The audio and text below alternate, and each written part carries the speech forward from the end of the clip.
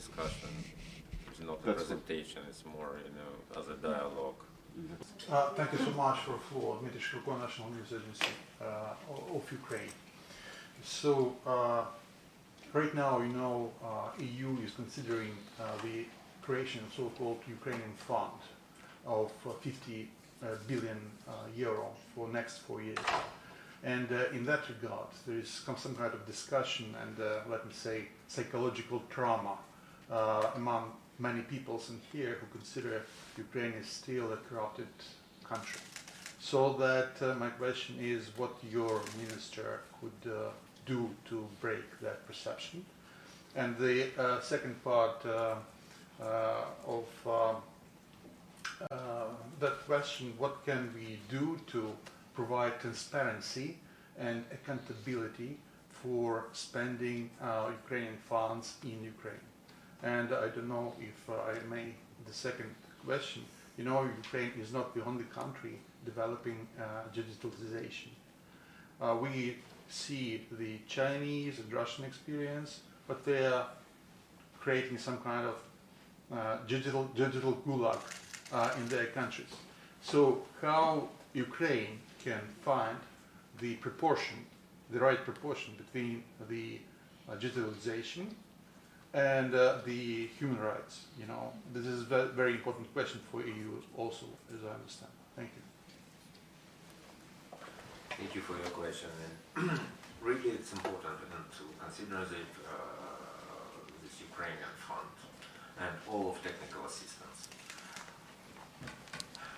Definitely, particularly our D application was recognized by USAID, U.S.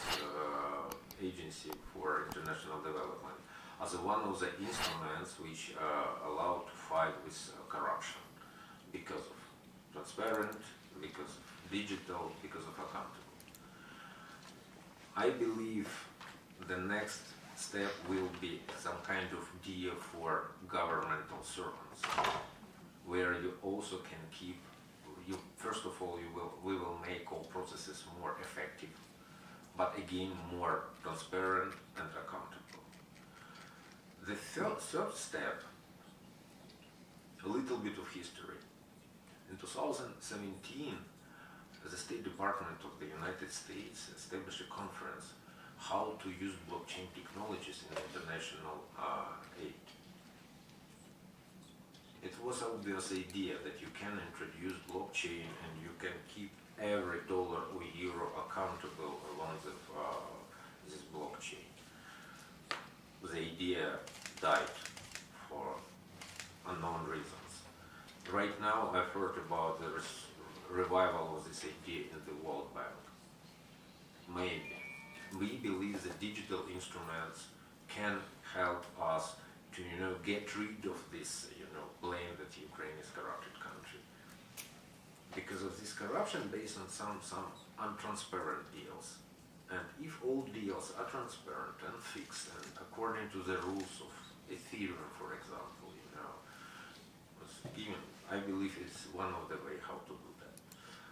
So obviously we are ready to work on that. And the second question, please remind me. About the digital gulag. The right proportion of digital transformation and cybersecurity is also always as well, some fight. We believe that we are introducing digital technologies to help people, not to control, over-control them. And we have quite, strong society, and our people have completely different values. Everything is based on values. Why can big tech help us? Because we share the values with them. So we have no idea to over-control our citizens, but we want to give them control over the government, probably. It's bi-directional, way. So definitely we have no intention to do that, but you are absolutely right. The civil society has to keep an eye on